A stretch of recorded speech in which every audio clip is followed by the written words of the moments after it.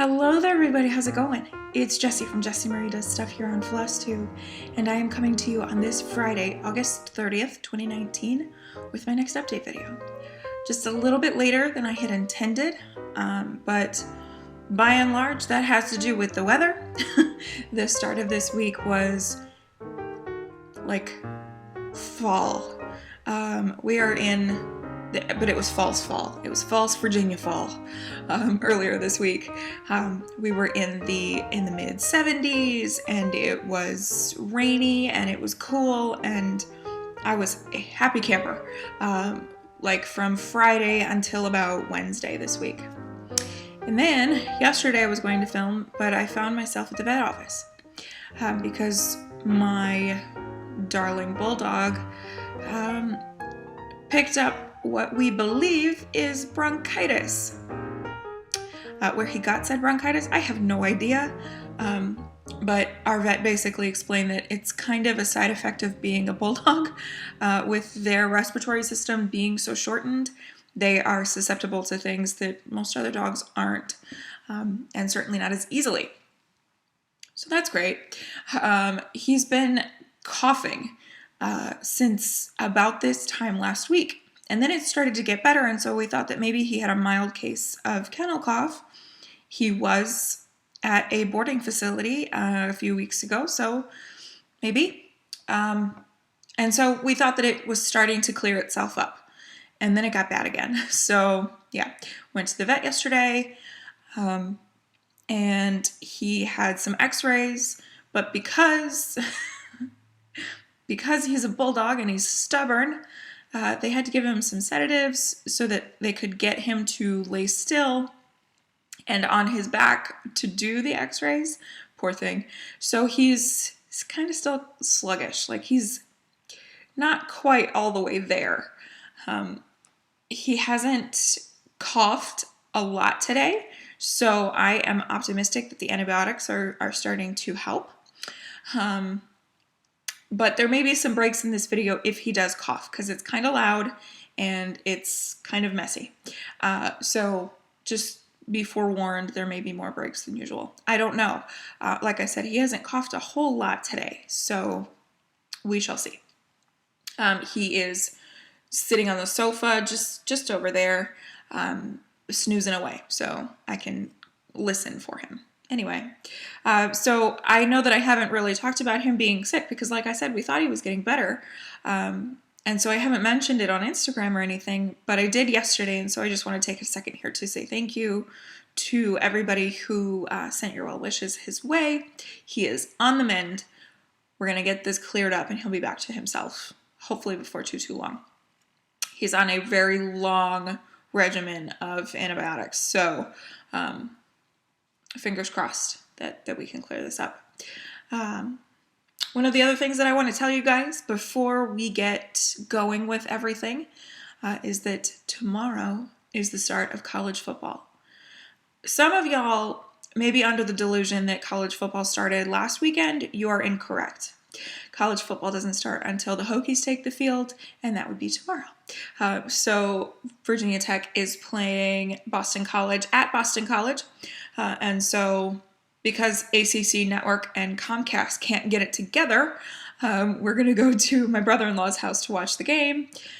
But that's why I am decked out in a little bit of Hokie gear, and I made sure to bring my football playing Hokie/turkey and this plaque that's really cool. It's like string art.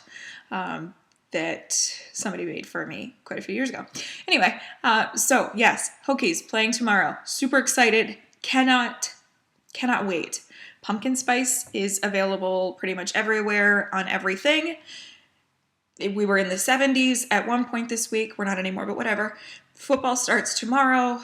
Fall is here. September. I'm so excited. I cannot keep myself contained. I get excited about fall the way a lot of people get excited about summer vacation. So yeah, I'm ready. We're not going to be in the really cool fall temperatures for a while. That's okay. We're getting there. So anyway, so what do we have to talk about today? A whole host of things. I have the projects that I have worked on in the last week. Before I get there, though, I have Q&A, so we'll go through that. I have some immediate plans. Separate from this video, I am filming a plans video, so it will be sort of its own video. And that's going to go up shortly after this one, so you can look for that at about the same time, just to go through my plans for the various events that are kicking off September 1st. Then we are going to talk books and knitting, and I have a little bit of stash. I've said none of this in order, but that's okay. Check the timestamps. They are always listed in the description box below, so that you can pick and choose which segments you watch. I'm hoping that by breaking everything up, this can go relatively quick, but who knows? Who knows? It's been like a week, so y'all know me. I could go for a long time. Anyway, so without further ado, let's go ahead and jump into the Q&A. As I mentioned last week, I am doing Q&A a little bit different here moving forward.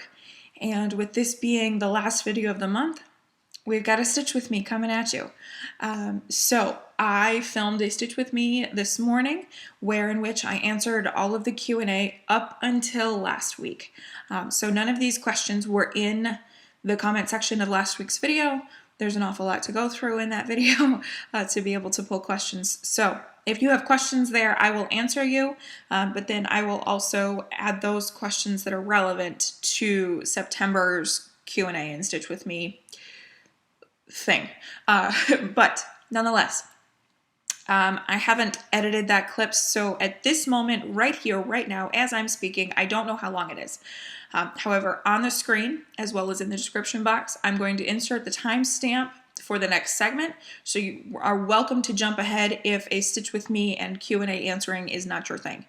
I understand that it may not be everybody's thing, so here you go.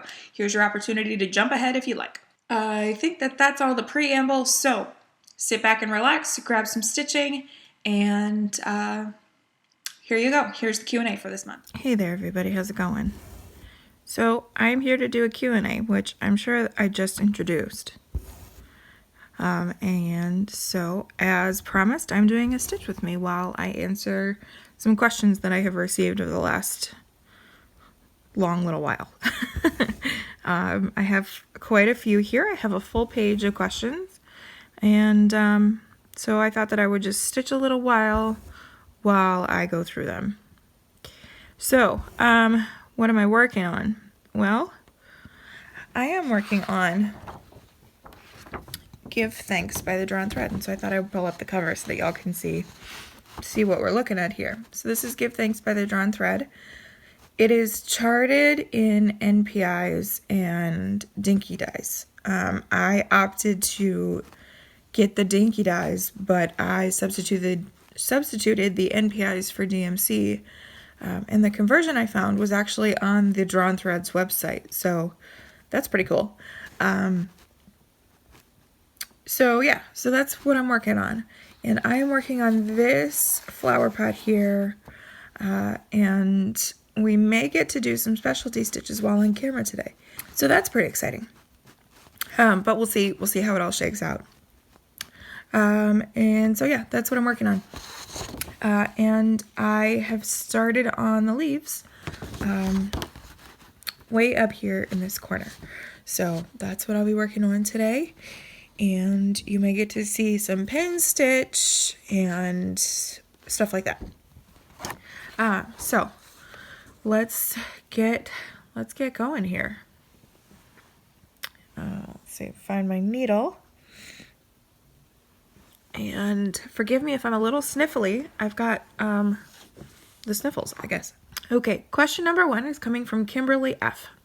And Kimberly would like to know what scroll frame I use. So I use a Millennium frame. It is produced by a company called Needle Needs, and they are based in the UK. It is a very small family-owned business. They make very high-quality frames. They are all wood, and it uses a dowel system and some stretcher bars, and what you get is tension across the whole plane of your fabric that's exposed. Their frames are spectacular. They are really great frames. Unfortunately, their customer service is pretty terrible. And so I recommend the product, but I don't necessarily recommend the company, especially if you are not a very patient person. I have heard people tell of waiting up to 2 years for their frames, and all manner of trying to contact them has proved completely fruitless. So just, be aware of that.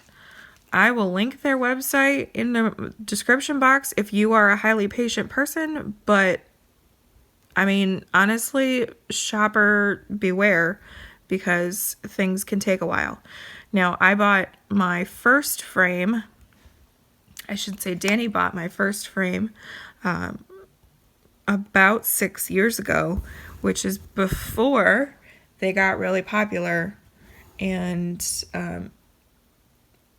thus slowed down considerably. So I got mine, I think, within the projected window of 6 to 8 weeks. Now, a couple years after that, I got Hare. Okay. On the back. Anyway, a couple years ago, I ordered these long frames. So what this project is on is, it's on a 30-inch bar. So the width of the frame is 30 inches. And that also arrived fairly quickly. I think I waited a total of 3 months. But again, FlossTube has really, really amped up their business. And so things are moving considerably slower than they ever have before. It is, like I said, it's a family operated business, and they are terrible at communication. I have heard people say that they need to call, that emails prove entirely useless. And so you have to make a phone call, but they're based in the UK. And let's be honest here, a lot of the people watching this video are based in the US. And so making a phone call to the UK is a little complicated, just because of the time difference. So, like I said, at your own risk. Now, I do know that there is an alternative that is comparable, and that is the quantum frame from Omanique Factory. And they are based in Estonia, and they produce a very similar product. The main difference is the side stretcher bars on theirs has a plastic component, whereas the Millennium one it's all wood. So, but from what I understand, you get the same all over tension. So you can see that the tension here is pretty good. Now, I haven't stretched this one as much as I have done recently, because I think that I overstretch and I am warping my scroll frame bars. I think I'm warping them. So I am being extra cautious about not stretching too much. But you can still see the tension is really good. And I'm in the middle of the fabric here. So it's really strong quality. And you get the same, from what I understand. I'm speaking not from knowledge, but from just friends talking about them. You get the same tension all over on the quantum frames. And a lot of people have them across FlossTube, so you may have seen them elsewhere. Okay, I gotta count here. Bear with me for a second.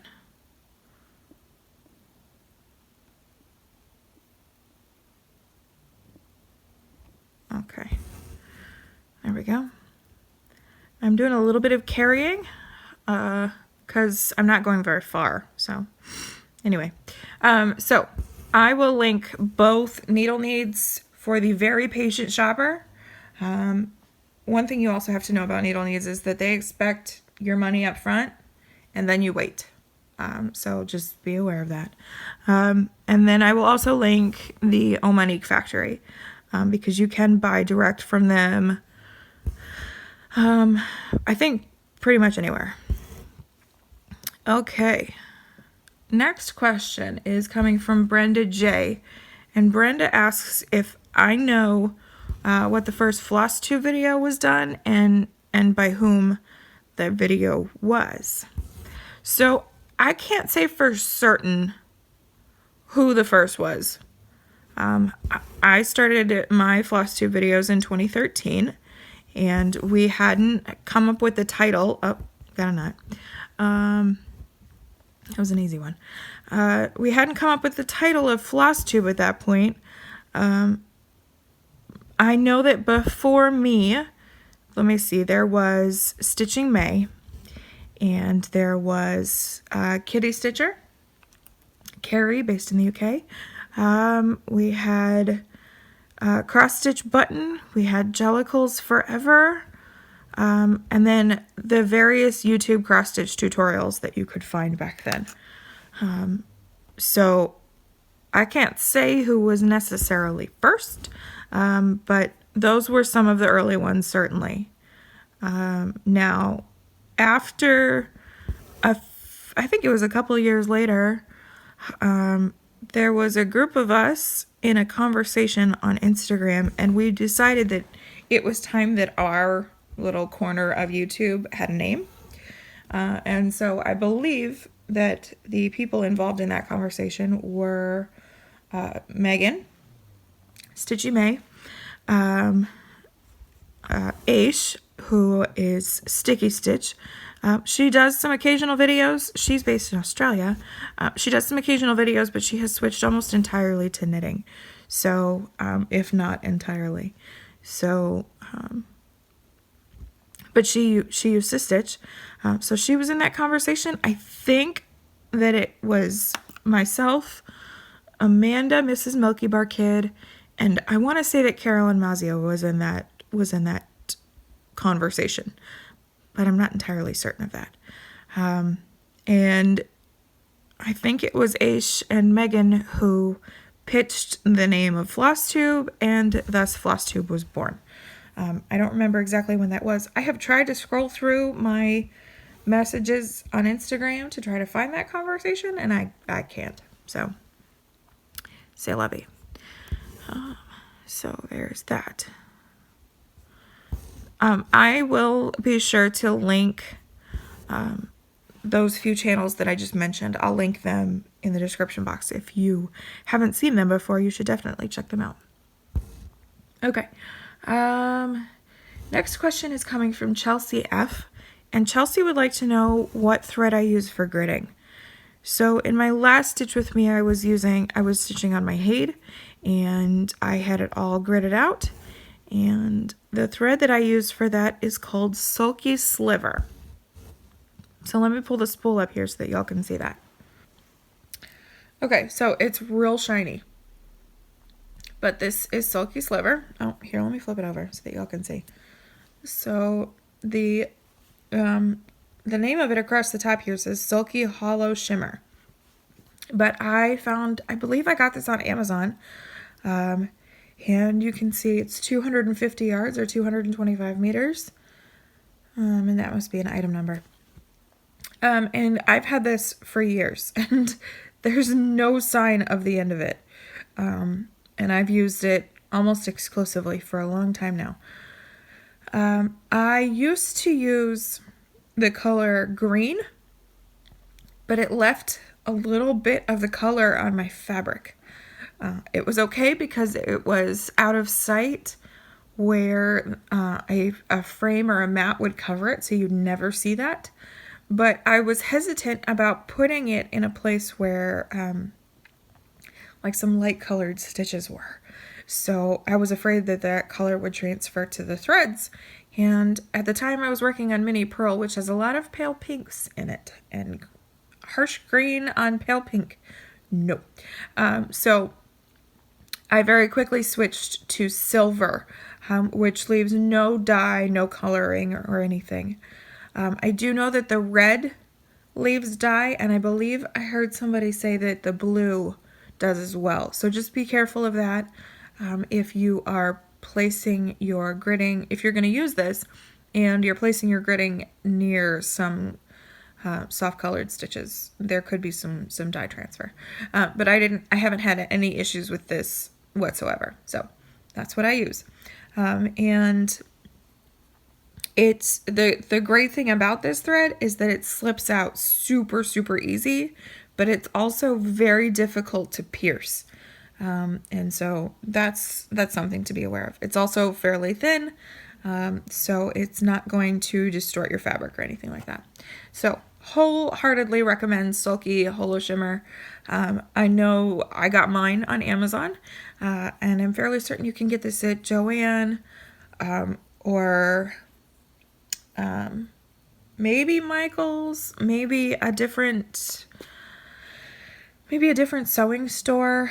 I'm not entirely certain, but I believe Joann and Amazon for certain is where you can find this. So that is what I use.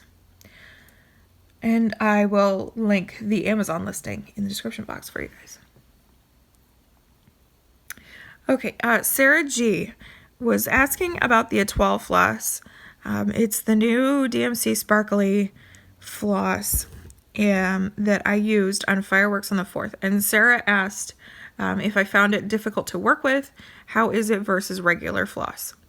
Okay, so one thing that I ran into was I thought it was going to be awful. I thought it was going to be terrible. I really do not enjoy DMC light effects. That's not a fun thread to me. And so it was important that it not be awful. And I am here to tell you that it was not awful. I can be a little bit of a materials snob, and yeah, it was not awful. It was generally really enjoyable to work with.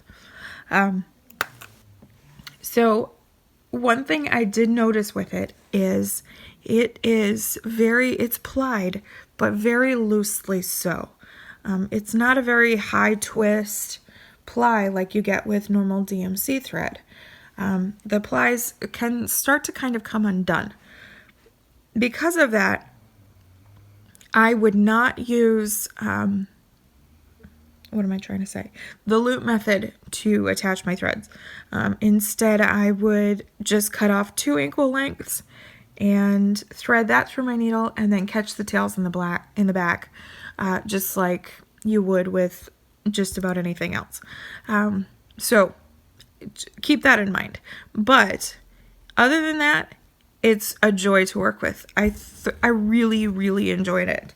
I found it to be the right level of shimmer for what I was going for.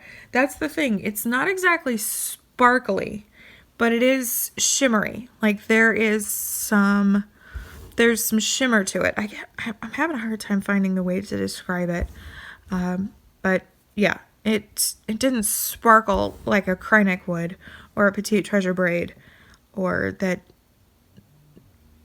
no good, terrible DMC light effects, or the DMC metallics.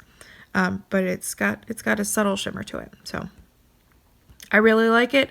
I highly recommend y'all checking it out. Give it a try. And yeah. Okay.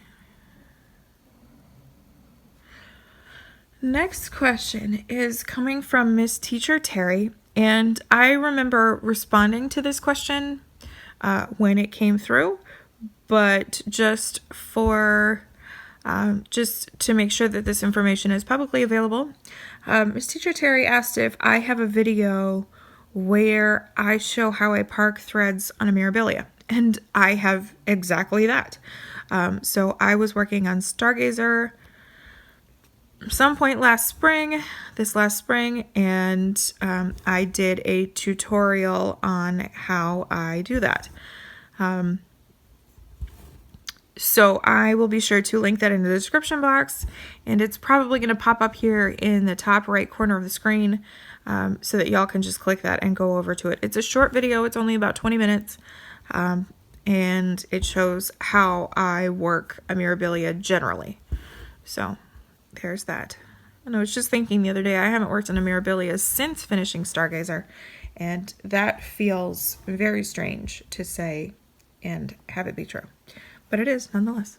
Okay, so I'm going to do something a little bit unorthodox. I'm just going to put this thread over here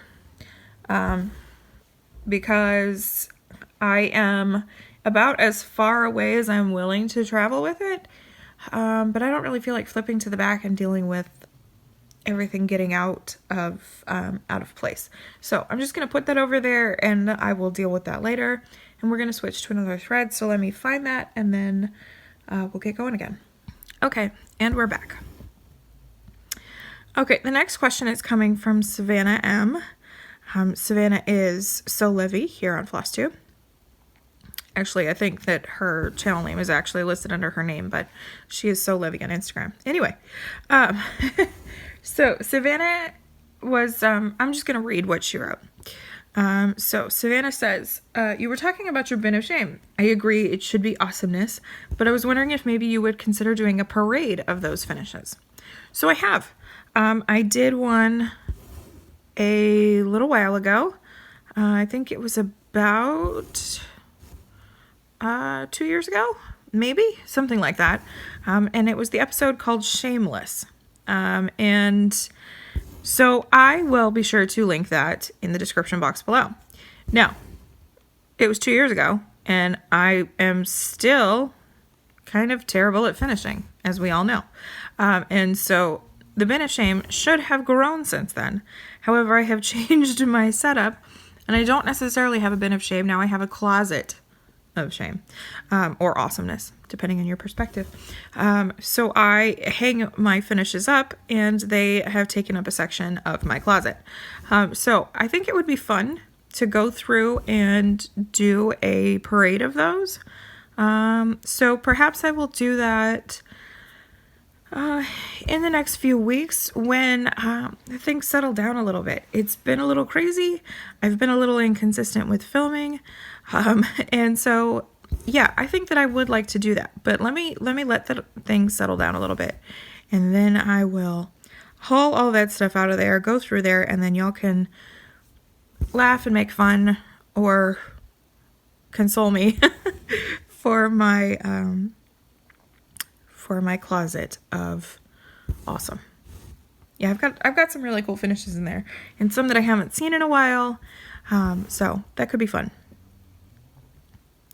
Okay, next question. Samantha P asks, unless it's directly related to a challenge, how do you choose which section of a project to stitch on? That's kind of a really difficult question for me to answer because I am highly indecisive. Something's not right here.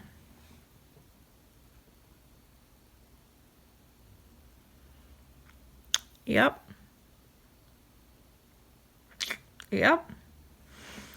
Okay, so we're going to get a little bit of frogging here today. Isn't that fun?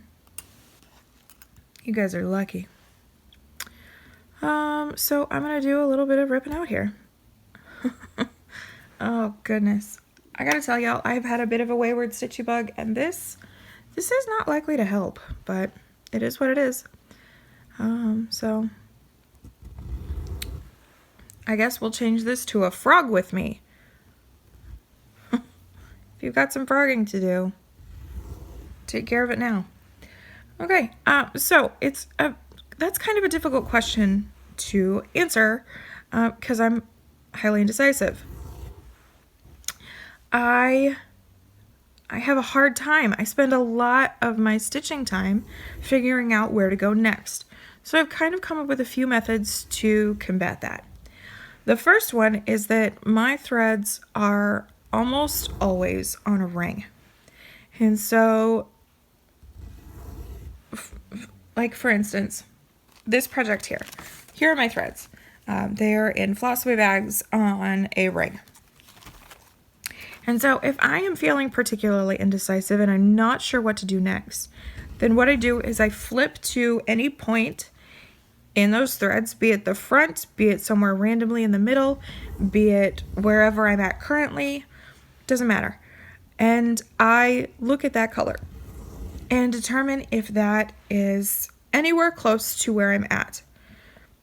And so, for instance, like if I'm working on a Joan Elliott and I've got if I'm working on my Rose Fairy, I have some unfinished threads. I have some unfinished flowers, excuse me. I have some back stitching to do. I have vines. She's got a little sash that's kind of running alongside the flowers. There's a bunch of leaves and like 7 or 8 different colors of green in that pattern. So there's a lot of unfinished things. So let's say I flip open and the first color that pops up is a skin tone. Well, the skin on that is done. So I flip again.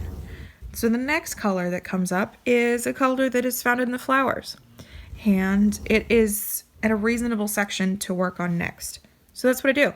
I pull that thread out, I work on it until I can't anymore, be it the way that I like to do things, or I have run out of need for that color, you know, whatever. So then I flip again. And so that kind of helps me combat indecision a little bit. Some patterns are a little bit easier. For instance, this one, I am saving the table till last because I'm not really looking forward to the table. It's like, I don't know, 600 stitches across or something bananas. And it's just 1x at a time in a dinky dice. And I'm not really looking forward to that. That's not really my favorite stitching. So I am saving that. This one works out really easily because I just work the next flower pot or fruit, as the case may be. So that's kind of how I do things. If I'm not trying to do something specific, then that's how I go about choosing, because I'm terrible at the choosing thing. I hope that helps. It's not exactly a tried and true kind of a situation, but there it is. Okay, we are almost done frogging. Hallelujah. I have had so much frogging in the last week. It's unbelievable, but it's a part of stitching, right? I stitch, therefore I frog. All right, so let me get this going again. I guess we're not going to get to any specialty stitches because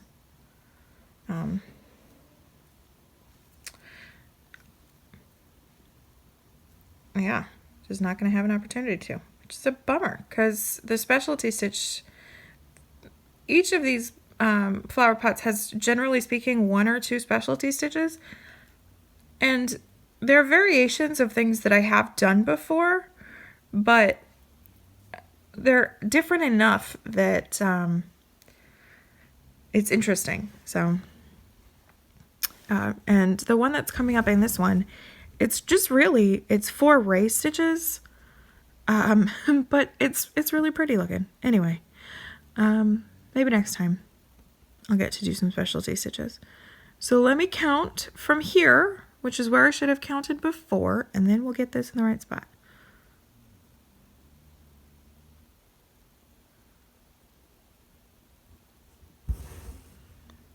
Okay, I'm actually going to run my nail along the back, try to even out those holes a little bit.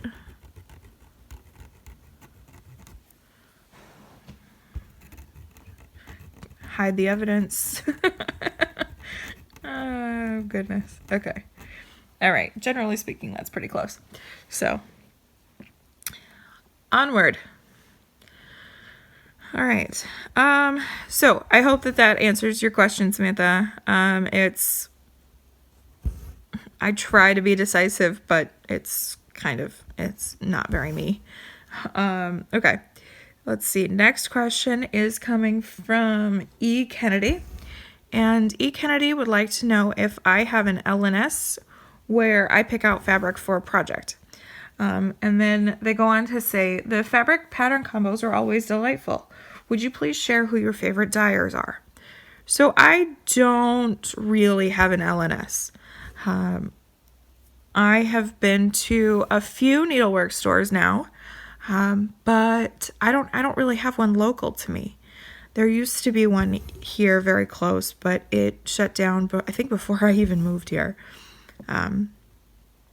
So yeah, no LNS for me.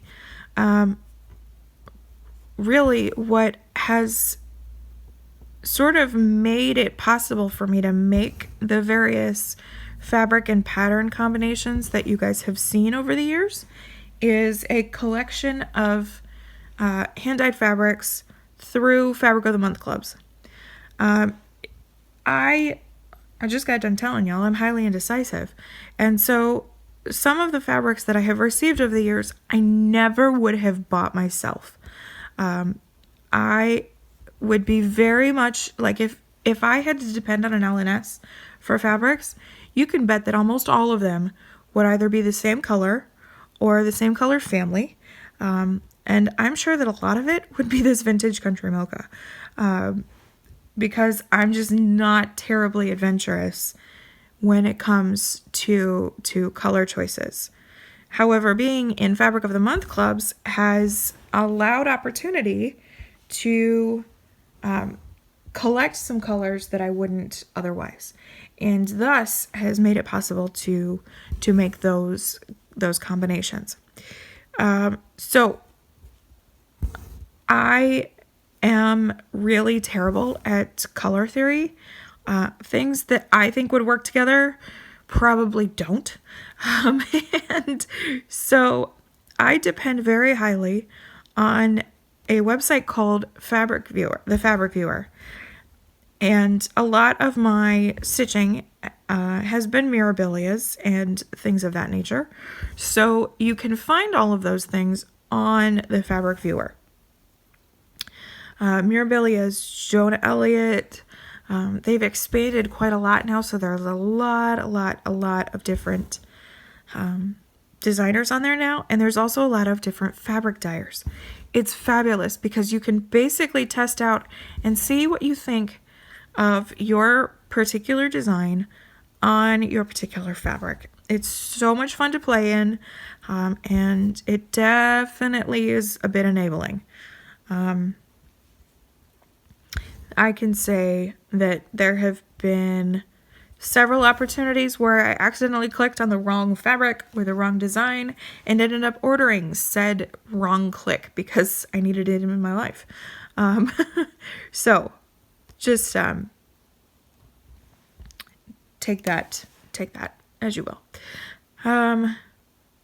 So that's kind of how I have made a lot of my fabric combinations. This one here, this is the called for fabric. So it calls for vintage country mocha. Now it doesn't look like it on the cover. And I would show you, but it fell to the floor. But yeah, nonetheless, it is the called for. So I will do that sometimes. I'll just go with whatever the designer says. Sorry, y'all. Big jump here. Huge sneeze. Here we go. Okay, just a couple more left. Let's see. Kat G.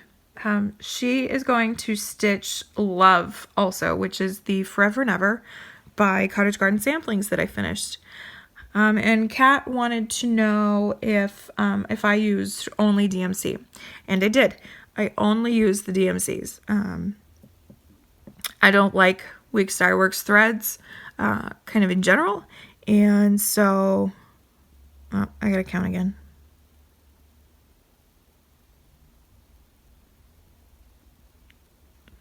Okay. I don't like Weeks Dye Works threads. They're dry. And they fray super easy, and I just, if I can avoid using Weeks Dye Works, then I do, and so I just decided to go with the DMC, especially since I plan on stitching this entire series. That's a lot of Weeks Dye Works threads that I don't like. So, yeah, that's what I chose to do. I chose to switch up to the DMCs. Okay. Fix that stitch. There we go. Okay, last question. Dawn B. How do you decide what you're going to work on and for how long? Oh boy.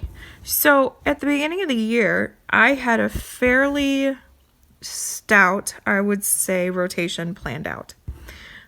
My first 5 days were going to go to my full coverage design. There's another stitch that needs fixing.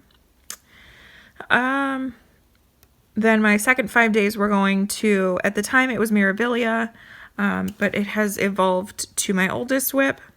Then I had 2 5-day rotations on various randomly chosen things. And then the plan was to be able to spin a whip wheel or something of that nature for the last few days of each month. However, what ended up happening was School of Magical Stitches and Literature. And so basically, I just let Vicki tell me what to work on. That's kind of how this year has turned out. Vicki just tells me what to work on. Okay, once again, I'm going to put this thread over here and hope that everything's in the right place now. And so she, generally speaking, tells me what to work on and when to do it. For me, if left to my own devices, I find that after, like, let's say I'm doing a screaming rotation where I work on something that's screaming at me. Usually speaking, I will get burnout at about day 5, which is what I used to come up with my rotation for this year. About day 5, I'm like, okay, I'm ready to do something different. If it's 5 days on a full coverage, then I need something with specialty stitches. If it's 5 days on a really complex piece, then I need 5 days with something with large color blocks, etc. So that's why having a fair number of whips works for me, because I need variety. But I do find that after, it's usually 5 days, sometimes shorter and sometimes longer, I'm ready to rotate. As far as deciding what to work on, if I wasn't doing the School of Magical Stitches, I needed a structured rotation, because which seems to be the theme of the day is that I'm highly indecisive. And so it would be very difficult for me to come up with what project I want to work on, especially since I have over 60 at this point. It would be very difficult for me to make that choice. So that's why I came up with a very structured rotation for this year. Oh boy, I am reaching far. That's okay. I guess it's not that far. It's only 6 stitches, give or take. So that is that question, and I think that is the last question for today. Again, I haven't pulled the questions from my 2-hour video because there's quite a few comments to go through in that video. So I will be sure to pull those questions for the next time. You can expect another Stitch With Me and Q&A video towards the end of September. Again, if there is anything super pressing that you need to ask, feel free to do so, and I will be sure to answer you in the comments. I think that what my plan moving forward is that since I'm just going to do Q&A on a monthly basis, I will try to answer questions in the comments, but just save those discussion topics for these Q&A Stitch With Me's. So there is that. I hope that has answered all of your questions. As always, y'all, if you have questions, leave them for me in the comment box, and I will be sure to add them to the list for next time. So I will switch off here, and I will get you back to the regular video. And welcome back. I hope that if you watched that you enjoyed it. And I look forward to doing these in the future. I think this is a really great way to sort of think through the things that I want to, but give y'all something to look at while I'm answering these questions. It's a lot of fun. I'll just reiterate here, if you have any questions, by all means, leave them in the comments below, and I will be happy to answer you as well as discuss it in my next Q&A video. Okay, y'all, let's go ahead and get going with the works in progress. These are the things that I have worked on in the last week. So my last video was about a week and a half ago. It was Monday of last week. It didn't upload until Tuesday, but nonetheless, I filmed last Monday. So I've worked on quite a few things in that time, but there hasn't been a whole lot of progress. I have been really struggling with a wayward stitchy bug. I'm not entirely sure what's going on, but I think that a part of it has to do with the fact that we are getting so close to the end of the month, and I feel like I haven't accomplished everything that I wanted to. But nonetheless, I am continuing on. So, when last we spoke, I was working on temperature balloons by Stitchin Mommy. So here is a very rough idea mock-up, just to give you a general idea of where each of the months begin and end. The lighter sections are the beginning of the month, the darker sections are the end of the month. So this just kind of gives you an idea of how things are formatted in this design. So I was working on this for a multitude of things, but one of them was the Semi-Sane Stitchers Crazy Whips and Domino Effect sort of combo event thing. And then I ended up applying it to School of Magical Stitch's homework for the week. So here is where I'm up to now. This is on a 32 count Belfast linen in Snowdrifts from Hand Dyed Fabrics by Stephanie. And yeah, so I made a fair bit of progress since you last saw this. I know that I had finished this balloon, and then I was working on this one here. This is the June, July, August balloon. So this balloon should be finished tomorrow. It will not be. I can assure you of that. And yeah, you will see a whole bunch of yellows and oranges and reds going on here. A lot of higher temperatures, definitely, which is to be expected. So I made some progress. I did what I had to do, and that's about it. I didn't stitch extra on this. I didn't put any extra time into it. I met my bare minimum and moved on. I used this for homework for last week. So last week, our School of Magical Stitches homework had to do with a few things. So it was basically, they called it bulletin board notices. And so, let me think. One of them was to stitch in anything but pink, because Umbridge was overthrown and her favorite color was pink. So we had to stitch in anything but pink. So that's what I applied this to. And got whatever number of stitches done I needed to on that. So there is that, and that will go away until it comes back out again.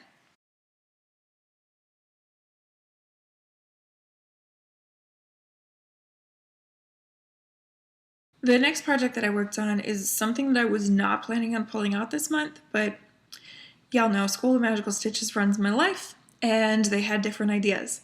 So due to the fact that 11 Death Eaters were captured during the situation at the Department of Mysteries, we had to pull out our whip number 11 from our whip albums.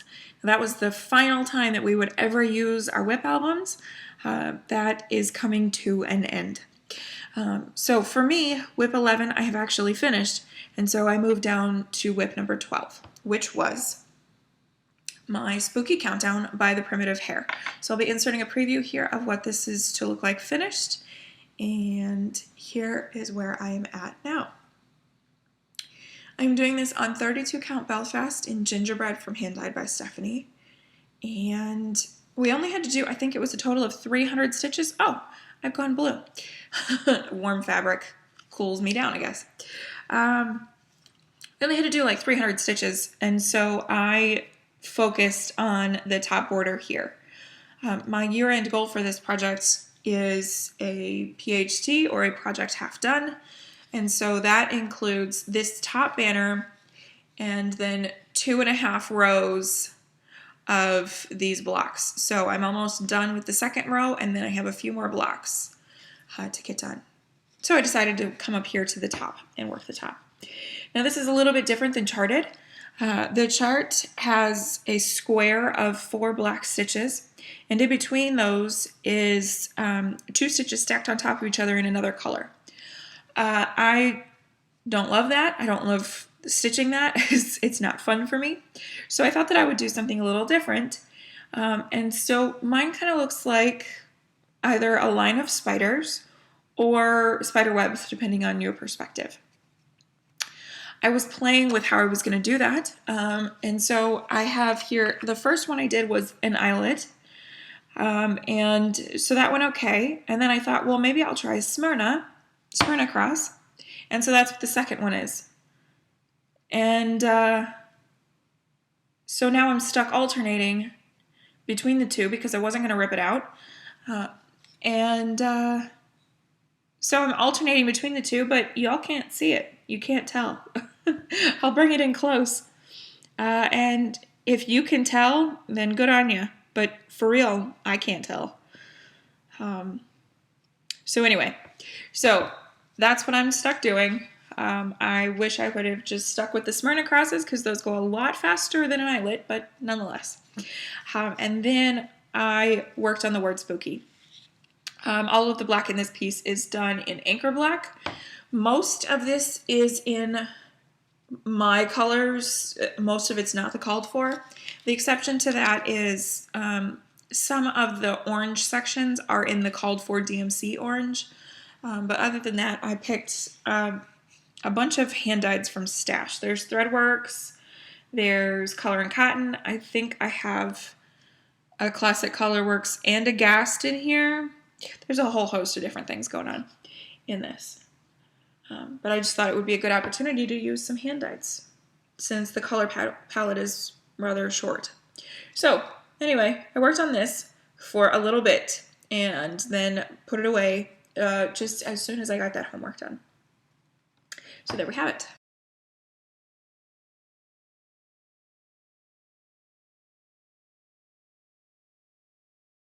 The final task for that homework was to work on a project that had something to do with the big prank that Fred and George Weasley pulled on the 5th floor of Hogwarts.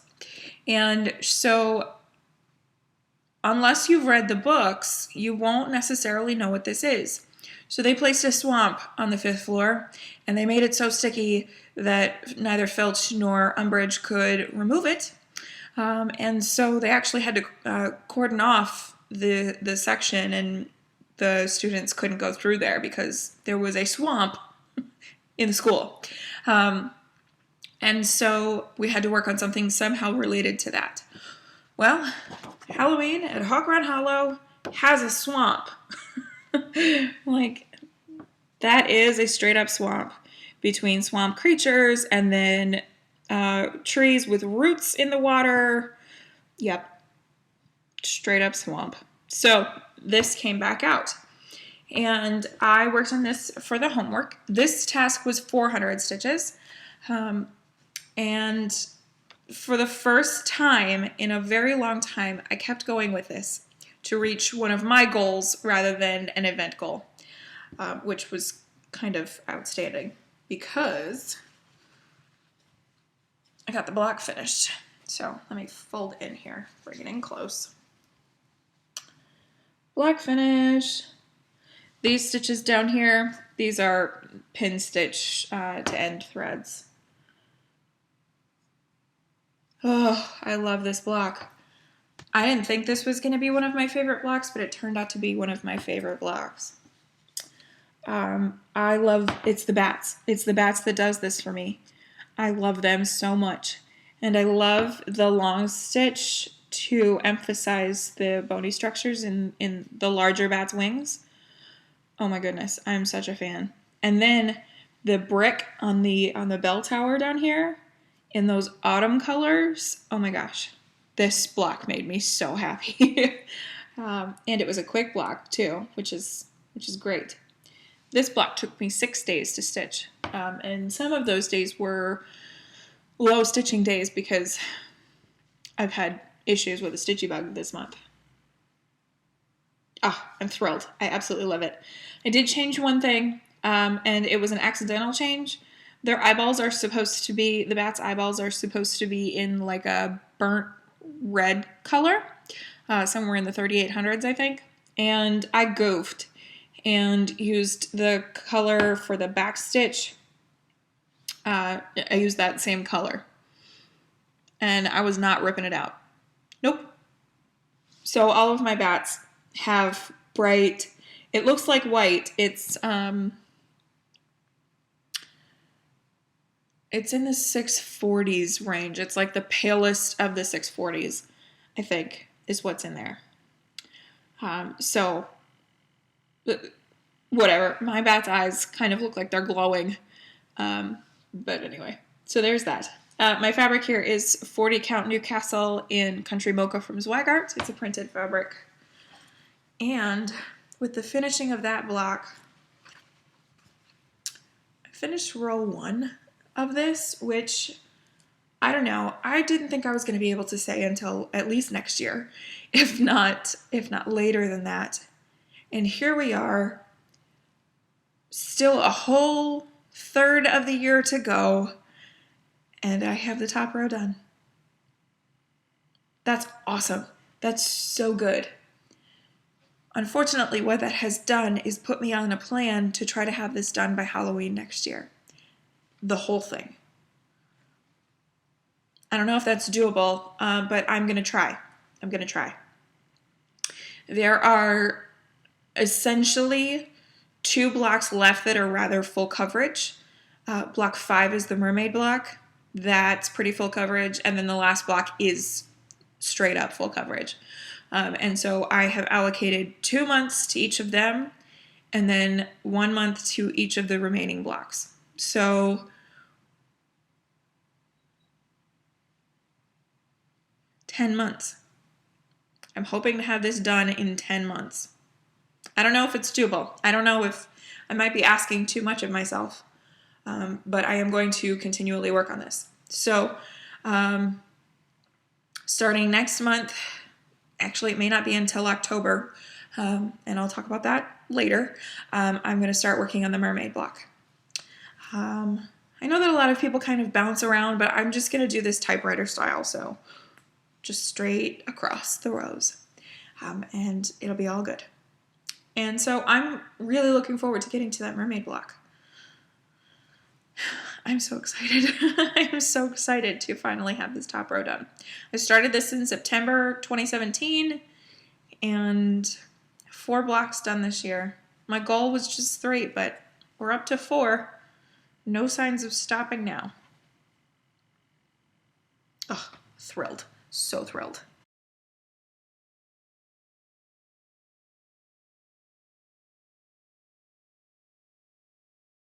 Okay, the next project wasn't something that I was intending on getting back to just yet. However, I kind of had it in my head to try to start knocking some of these events down and to start finishing some events.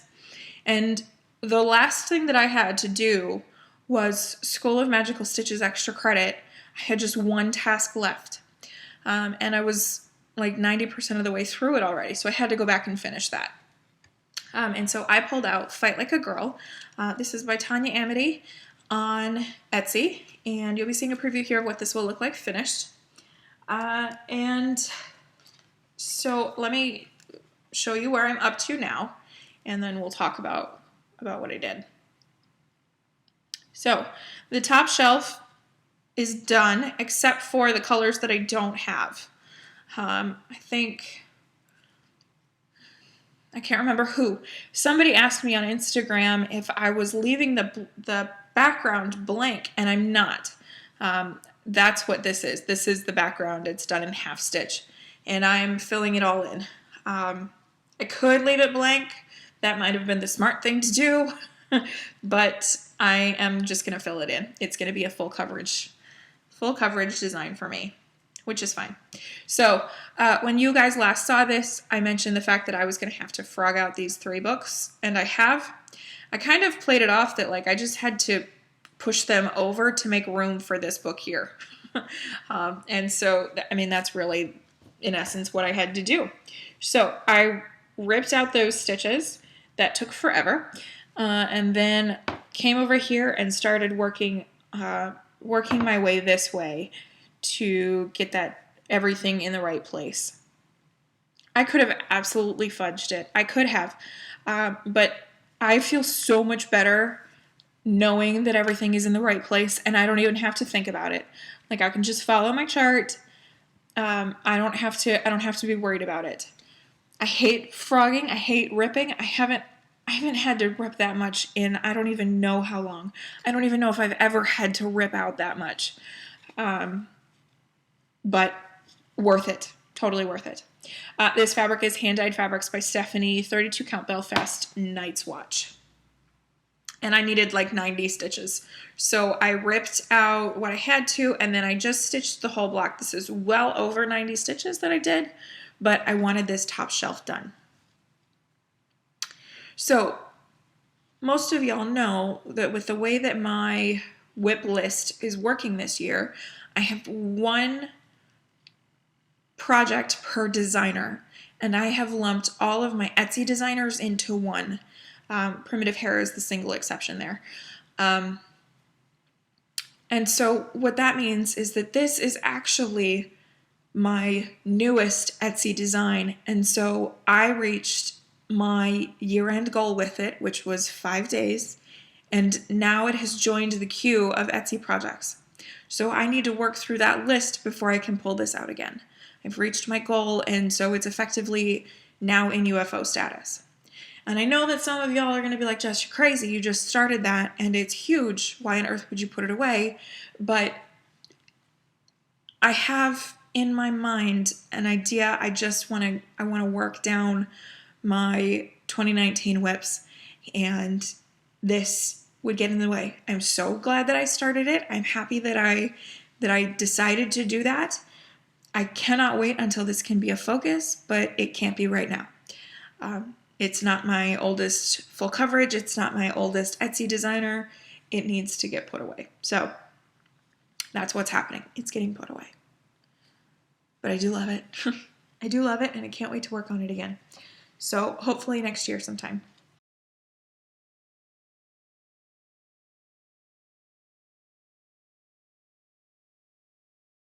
Okay, so temperature balloons, way back like a few minutes ago, was my last project that I had worked on for Crazy Whips and Domino Effect with Semi-Sane Stitchers. So it was time to get back to that. And so earlier this week, I moved on to my next project for that. And that is Not Quite Whitework by Northern Expressions Needlework. This links to temperature balloons because there are no animals, no people, no faces, in either of these designs. So that's how they link up. And this, like I said, is by Northern Expressions Needlework. This is a humongous design. It's absolutely massive. And I am pleased with the progress, even though I would have liked more, but I'll explain. So this is on a 36 count Edinburgh linen. The colorway listed is cream ivory. I'm fairly certain that it's one of those, not both, but nonetheless, that's what my tag says. And so I'll just show you the whole thing currently. Let's see if I can see through the fabric enough so that I know that y'all can see it. Like I said, this is a beautiful design, but it's big. It's really, really big. This is a fat half, long ways of the 36 count. So let me just fold in here so I can make this just a little bit easier to handle. Here's where we're up to. This is done entirely in Dinky Dyes silks.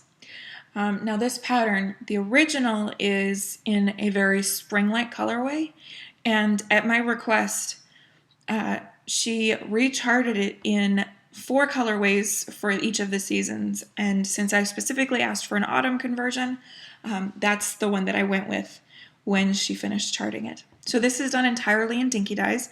You can get the kit for this, the silk packs, from European Cross Stitch. That's where I got mine quite a few years ago. They have 2 different sizes of the silk packs. One is for the 36 or 40 count if you choose to do that, and another is for the 28 or 32 count. Because I didn't want to run out of silks, I ordered the 28 or 32 count size pack. And what that means is that I got like 11 skeins of Dinky Dyes Aussie Gold, which is that gold color that you see really just throughout this thing. With the exception of the alphabet border, this is entirely in specialty stitches. Oh no, that's not true, because this darning stitch section has some cross stitch. But the vast majority is specialty stitches. The border, everything is bordered in a double herringbone, and then I've just done a whole bunch of stitches that I hadn't done before. So this go round, I worked down here in, I don't even remember what part this was because this was a sal. It was a stitch along. But anyway, so in this section, there's kind of 3 sections along the side here. And so I started with this block, and this block is upright cross in diagonal rows. I'm going to insert a picture here so that you can see a close-up of this, because I cannot bring this close enough for you to be able to see. First of all, it's on 36 count, and second of all, this Aussie Gold, the light sections kind of get a little bit lost in the fabric, so it would be impossible to tell on my very rudimentary camera. But it's really pretty looking up close. Then down here on the bottom is it's 3-sided stitch. I gotta tell y'all, 3-sided stitch, 4-sided stitch, I don't care for it. It's boring.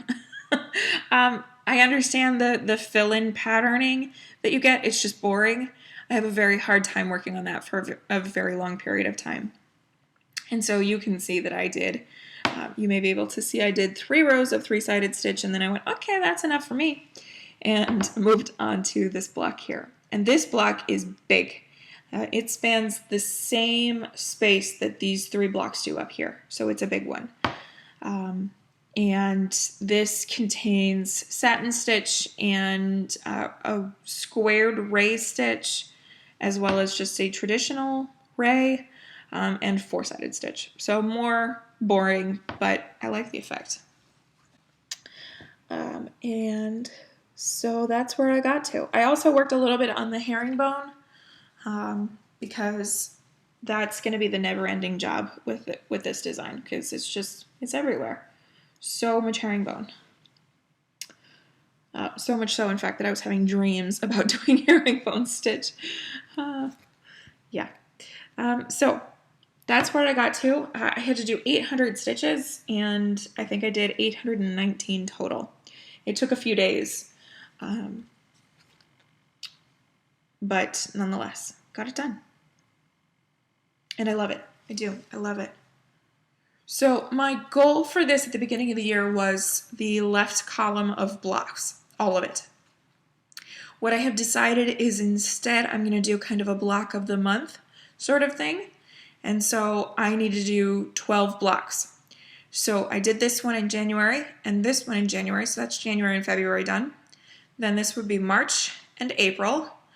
This big block is going to be May, June, and July because it's the same space taken up as 3 blocks up here, and they're wider than these. So this is going to be the May, June, July block. Then we have August and September over here, and then I'll do the last, 3 down here. So I'm not going to get the entire left column of blocks done, but let's be honest, even if I kept that as my goal, I wasn't going to get that accomplished. This just doesn't take high priority, and it takes a long time. So a block a month, I think, is a fairly decent goal, and maybe something that I can carry forward into the years to come. This is going to be a long-term project, a lot like In This Moment. So anyway, so there is my not quite white work, or as I affectionately call it, definitely not white work, since there is 0 white in this version whatsoever. Love this. Absolutely love it.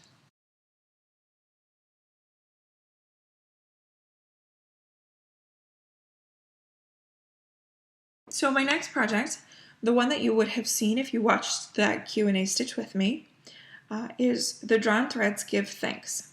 And so that is what this will look like finished.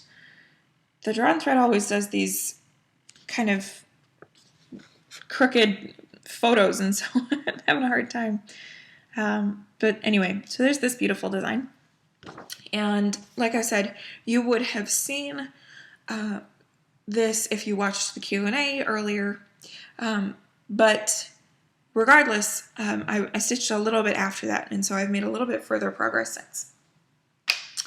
And this is on my great big Millennium. So I'm going to hold it here. And so I started with this fruit basket here and completed that last night. It only took a day to do that.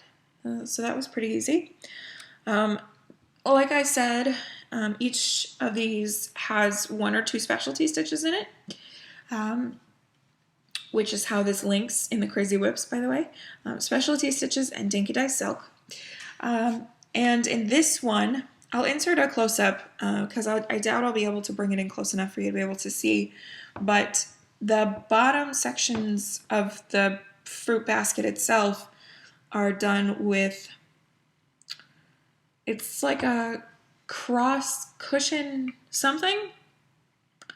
It kind of reminds me of a modified rice stitch backwards. So with a rice stitch, you do the long stitch and then you cross it with the shorter legs. With this one, you did the shorter legs and then crossed that with the longer one on top of those.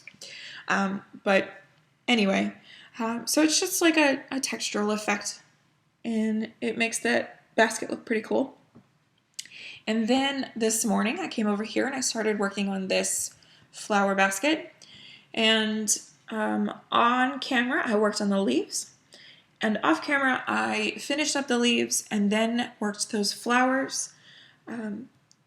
It's called like double crossed eyelet or something silly like that. It's just 4 square raised stitches. It's really, really basic, but it sounds way more complicated than it actually is. And so I really like how those turned out. I think that's really pretty. So yeah, I am working along. And this is on 32 count Belfast in vintage country mocha from Zweigart. Lots of country mocha. I am doing the DMC conversion for the NPIs. I did get the 2 dinky dyes that were called for, but to be honest, looking at the dinky dyes that were called for, I could have just subbed for DMC because they're fairly solid. The back of this chair is done in the dinky dye stringy bark. And I bet if I didn't tell you that, you wouldn't have any clue that that was in a hand-dyed silk. But that's how it goes. You don't know until you know. So I am working on this for whip 9 in Crazy Whips, which means 900 stitches. And I have a couple hundred stitches left to go. So this will make an appearance next week as well.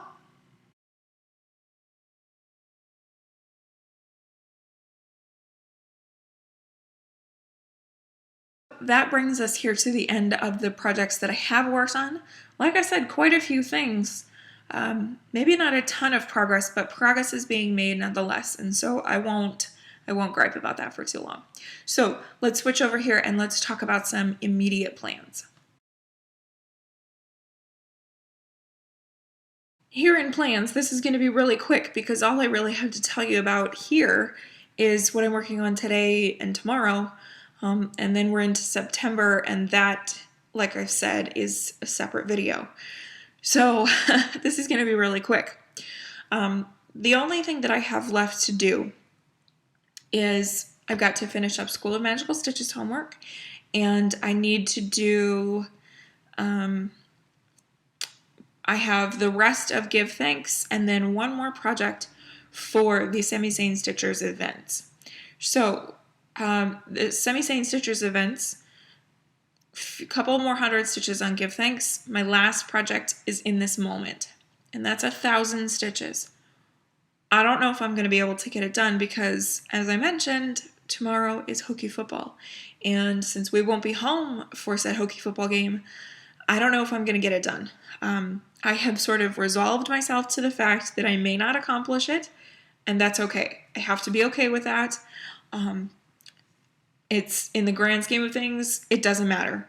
I've had some no stitch days this month, and I've had some really soft stitch days, and so this is the consequence of that. But I'm okay with it. But I'm going to try anyway. So that project in this moment I didn't bring to show you because I just showed it last week, and so there's no sense in me bringing it out again this week for no change. So you'll see that next week, however far I get on it. I also need that for one of my homework tests this week because this was one of my projects selected. So 200 of that 1,000 will be relegated to homework. And then I also have to work 200 stitches on Spooky Countdown. So we're looking at a total of about 1,600 stitches between now and tomorrow. I don't know. I may have to trim that down a little bit and just reduce my expectations of it, which is okay. Like I said, I'm good with it. So that's all I've got for as far as plans are concerned. Yeah, that was the shortest segment ever. But don't worry, because I have a whole video of planning coming your way. Anyway, so I guess we'll go ahead and switch to some stash acquisitions. Stash acquisitions this week is going to be a whole lot of threads of the month. So in the last week I did receive my August nest egg as well as my color and cotton for the month of August, and so let me go ahead and show you those. So these are the brights, and I'm not going to go through them individually because somebody else will, but they are beautiful. I really love that tealy green in there. That's pretty. Yep, big fan. And then I also get the primitives pack, and so I will go through those. Just because not everybody gets these, and maybe you want to see them a little bit closer. Maybe you're curious. So let's see here. We have Windsor. Beautifully variegated purples and kind of mauvey colors. Pretty. Green. Color and cotton green. My love affair continues. This is a lichen. That's like a muddy green. Very pretty. We have barn red, which is very pink. Yeah, that's showing up fairly accurate. It's pretty pink. But pretty anyway. Quail. So this past weekend for my brother's 30th birthday, my mom got us tickets to go see Dear Evan Hansen. And it was a phenomenal show, and I have lyrics running through my head from it. They had seen it before, but it was my first time. Anyway, after that we went to dinner, and we had dinner at the Dabney in Washington, D.C. It's somewhere that my brother has always wanted to go, and so we went. It's a Michelin-starred restaurant, but it's not super hoity-toity. So we were okay. Anyway, one of the things we had was quail. That's what I'm getting at here. So this is quail. And that's a really pretty neutral. It's not showing up quite as rich as it is. It's definitely got some more brown tones to it. Less tan, more brown. And then we have natural cotton. So just an off-white color. Pretty. Love those. Very, very cool. I love getting those threads from Angela every month. Love it. Do I use them as fast as I get them?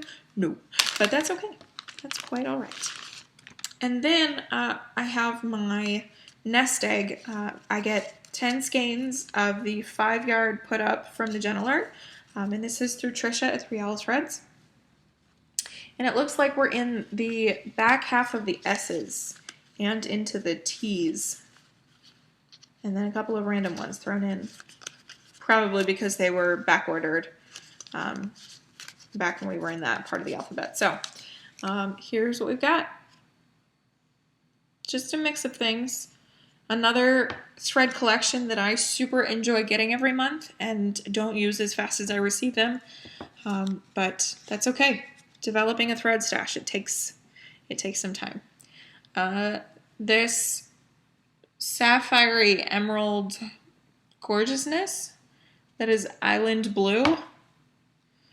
Oh, it's really pretty. I'm not going to go through each of these individually, but they are gorgeous. So there's that. And then I have one last purchase to show you this week. HAED was having a sale, and at first I was like, I don't need a HAED. I have one that I'm getting ready to start here in October, and I have enough on my plate as far as full coverage designs are concerned. However, the artist Leonid Afremov passed away rather unexpectedly from a heart attack, and he is one of the artists that, first of all, I have followed for a long time, and second of all, is charted by HAED. And with his passing, the availability of his artwork as Heaven and Earth Designs is not certain. And so I thought, okay, there's a sale going on. I'm going to go pick up one. And so I picked up Almost Winter, which is just, I mean, it's stunning. It's absolutely stunning. So I will insert the preview of that here. His aesthetic, his style, it was so cool. I tried to explain it to Danny that he paints with a knife and painted with a knife. And yeah, we lost a good one. But I wanted to be sure that I picked up at least one from him before anything happens with that, because I can't imagine that that's going to be a contract that they're going to be able to hold on to. So there's that. I think that that is it for stash. We're going to move on to some of our extraneous topics, and we're going to start with the books.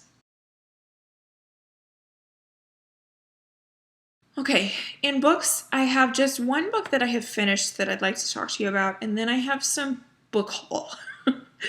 But some really exciting stuff here. So let's start off with the book that I have finished since last week. I finished All the Light We Cannot Say by Anthony Doerr. This is a beautiful book.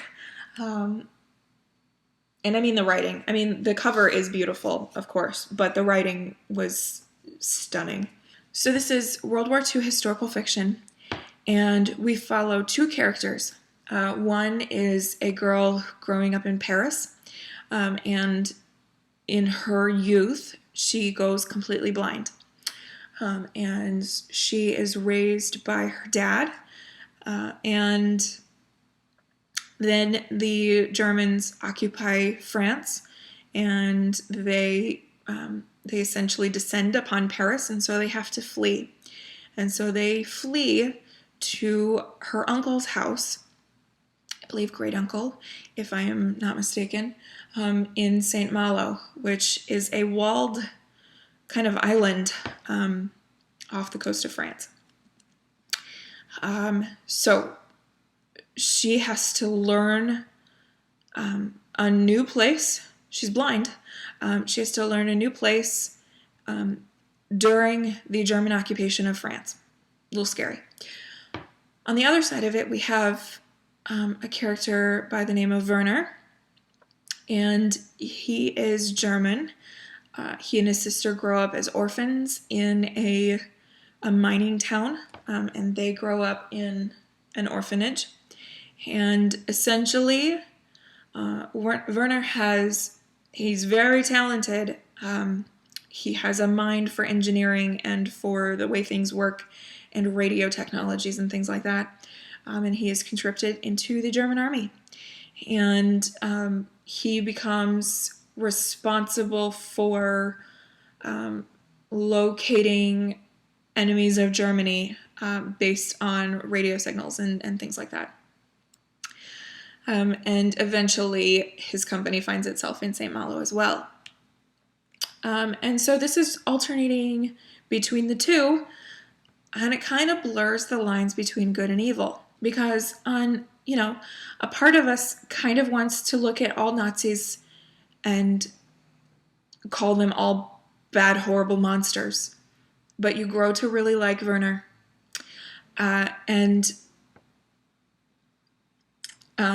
So even though he is a German nationalist, and even though he fights for the Nazi army, you grow to like him as a character. And then we run into some characters on the French side, and they are kind of bad guys. And so you want to be able to look at World War II as good guys versus bad guys, and it's really fuzzier than that. It's really fuzzier than that. And this book does a really great job of blurring that line and just kind of sort of humanizing the people involved in World War II. Because I don't know, maybe it's just me, but I look at World War II as a factual thing rather than a people thing, and this makes it a people thing.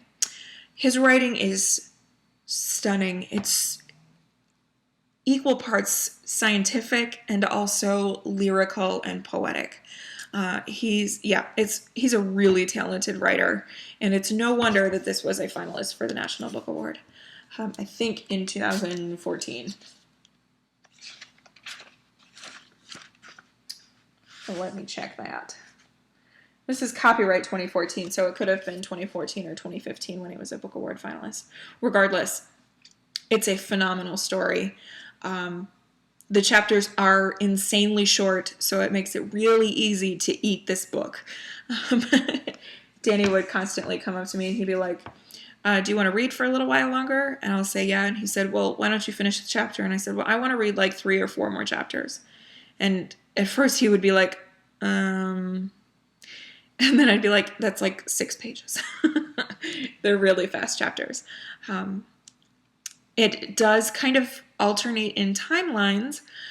So that is something to consider if you are in School of Magical Stitches, because this does have dual timeline situation going on. We have just before the German occupation of France, and then we have much later, and we have kind of a during. It's interesting. It's very interesting. So I highly recommend this. I believe I rated it 4.5 stars. The ending left me a little disappointed. The writing was so strong. The storytelling was so strong. The ending was tied up in a neat little bow. So anyway, so there we have it. All the Light We Cannot See by Anthony Doerr. The last thing that I want to talk to you guys about in books is a bit of book haul. I don't normally do this, but you'll understand. So the first thing is I bought something because somebody else made me do it.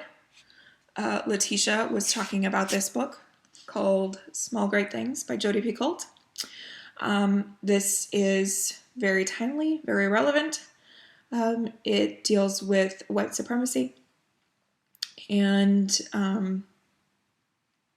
so I'm very curious about this. I was left a bit underwhelmed by The Storyteller by Jodi Picoult, and so I'm hoping that this is a stronger book for me. My mom read it, and she said that it hits pretty hard, and Letitia said the same thing, and I trust both of them, so I am curious. I went out and bought this kind of immediately after Letitia mentioned having read it. But along with charts, no book should travel alone, and so I picked up something that has been on my to-read list for a while. This is Assassin's Apprentice by Robin Hobb. This is late 90s fantasy, and I have wanted to read Robin Hobb for I can't even tell you how long. It's been a really long time that I've wanted to read this. Now this is a UK edition of the paperback. The American published edition looks a little different. I am super curious about getting into Robin Hobb, and all of my research tells me to start with this trilogy, so that's where I'm going to start. Okay, the next 6 books, yes, 6, I purchased recently, and the reason that I'm talking about them here is that I got all 6 of them for $40. Okay, and 4 of them are hardcover, 2 of them are 2019 releases. So I just want to preface that the reason that I'm going through this is that I want to share with you guys about Book Outlet. I understand that a lot of people use their library or Overdrive, audiobook, etc. But if you are in the market for print books, I cannot recommend Book Outlet enough. So much so, in fact, and I'm not an affiliate or anything, but I have a way for you guys to get $10 off your first purchase of $25 or more. I gotta tell you, it's difficult to get to $25 because, like I said, I've got 6 here for $40. It takes some figuring. So in the description box, you will find a link. Follow that link, sign up for their emails, and you get $10 off your first order of $25 or more. It's so good if you are into print books, and I happen to be. So I'm just going to run through these really quickly so that y'all can see what I've got here. First up is Monday's Not Coming by Tiffany D. Jackson. I read a book by her early 2017, I think, a book called Allegedly. She writes contemporary, hard-hitting, emotional stories, and this is promised to be no different. And so I am thrilled to get into this. Up next is something that has been on my radar for a long time, and it is The Three-Body Problem by Cixin Liu. So this is, Cixin Liu is a Chinese author, and this is his translated work. Ken Liu is another author I've wanted to read for a while. He translated it. And I think that this translation is just a few years old. This book has made the rounds, and it is an absolute award winner. It won the Hugo Award, I believe, for Best Novel. Yep, the Hugo Award for Best Novel, which is basically like the Academy Awards for science fiction. And was nominated for the Nebula, finalist for the Prometheus Award, winner of the 2014 Chinese American Librarians Association. Like, this is a really, from what I understand, it's a really strong book. It's science fiction, and it's, from what I understand, some hard science fiction. So just kind of be aware of that if you're not interested in sci-fi. Leave this one alone, maybe. I think it gets a little mathy. I'm so excited for this, though, because, like I said, some of my favorite booktubers have talked about this over the years, and I've been really interested in getting into it. So, okay, up next is really kind of what prompted me placing this order. We saw the previews for this movie, and Danny's interested in seeing it. I'm interested in seeing it, but I'd really like to read the book first. And so I was going to order it from Amazon, and I found it for wicked cheap on Book Outlet. So here's what we have. And that is The Goldfinch by Donna Tartt. So The Goldfinch, the movie, is coming out soon, if not now. But My brother has read this and he loved it. It is a Pulitzer Prize winner. I am so excited for this and so curious about it. Don't let the size of it fool you. It's something like 800 pages. It's really thin. Yeah, 770 pages. The pages are really thin. But nonetheless, I'm excited to get into it. It's a contemporary piece. And a lot to do with art, which, okay, I'm here for.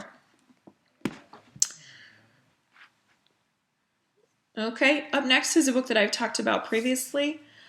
This is Crown of Feathers by Nikki Papareto.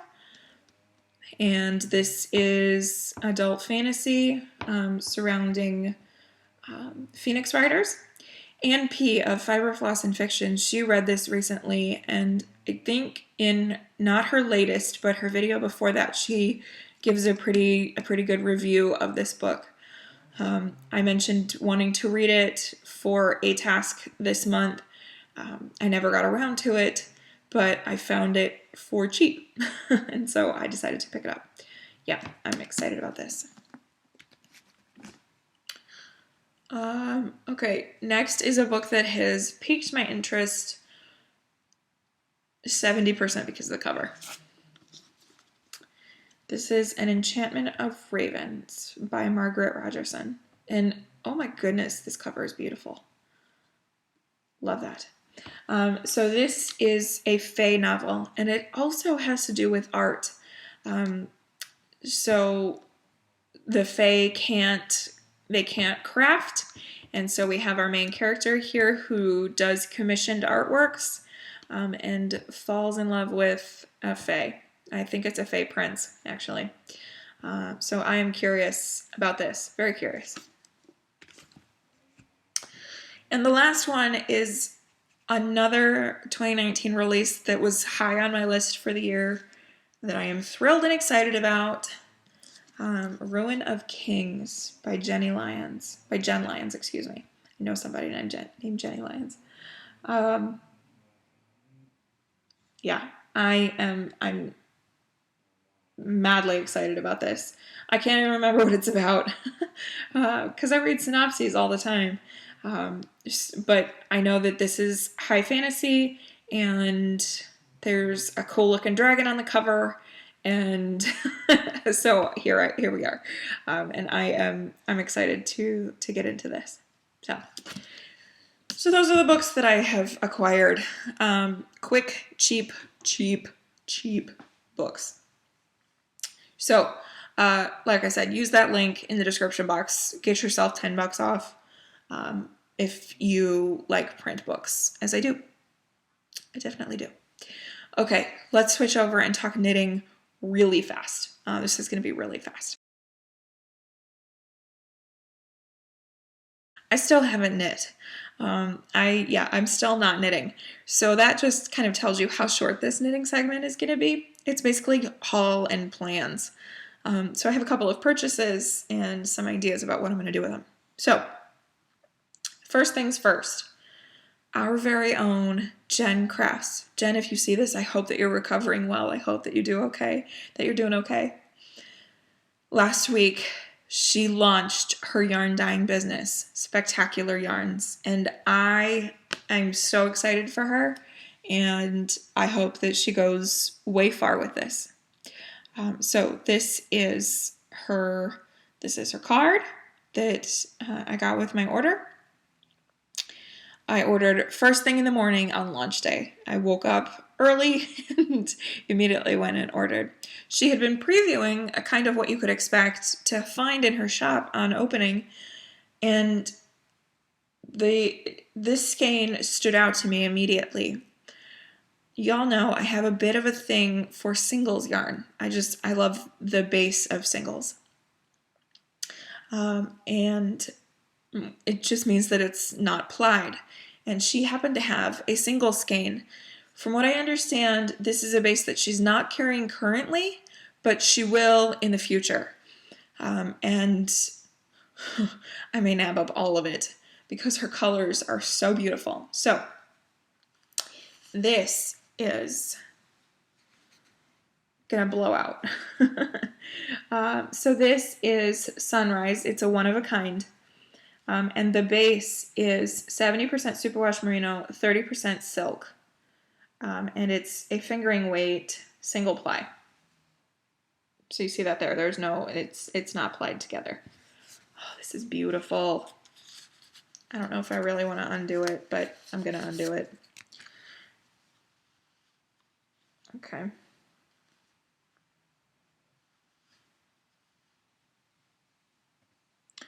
Oh, this is gorgeous. And her yarn smells so good. Sometimes you get a hand-dyed yarn and it smells like the setting, whatever they use to set the dye. But this smells really good. And if you get new yarn and you don't squish it to your face, what are you even doing? Because I definitely did. So this is gorgeous, and I don't know what it's going to be when it grows up, but it's going to have to be something spectacular. That's funny. Jen, that's very creative. I think that it's probably going to go into a Stephen West, because I think that a color this vibrant would sit very well with a Stephen West pattern, and he's getting ready to release West Knits Best Knits. So that may be where this goes. I'm just going to try to reball this up, or rescan it up. No. Yeah, I didn't do that near as pretty as she had it, but there we go. So I'm excited about that. Super excited. So, surprise of all surprises, I was order number 1. I can't even tell y'all. That was so thrilling. So Jen messages me and she says, hey, because you are order number 1, go pick out something else. And so I went and picked something else. And this sat in my cart for a little while. I decided to go with just the one because I'm not knitting. But this did sit in my cart for a little while. And so I was like, okay, that needs to come home with me. This is Indigo Wisdom. And this is on her fingering weight base, which is 75% superwash merino, 25% nylon. And so it's just a sock weight base. And it's beautiful gray blues with some specks, some speckles of a rich blue, and that gorgeous purple. It's showing up way more vibrant. It's bright, it's just not maybe that bright. Anyway, I am so excited about this too. And I don't know what it's going to be when it's going to grow up either, but it needs to be something. Something wonderful. Gonna have to use different words. So super excited about those. Jen, I'm so excited for you. And I hope that you go far. And I can't wait until you get that singles base. I'll be all over that. Okay, so I also got an order from Eat Sleep Knit. And I ordered a sweater quantity of Malabrigo Rios, which is a worsted weight 100% superwash merino base. I had racked up enough yarn lotto that I was able to get basically a sweater's quantity for almost nothing out of pocket. It was great. And one of my Make 9, I have to abandon my Make 9 for this year. This is the knitting Make 9. But one of the things that I have wanted to make for several years now is a Socrates Shrug. It's by Jill Zielinski. She designed it for the Plucky Knitter.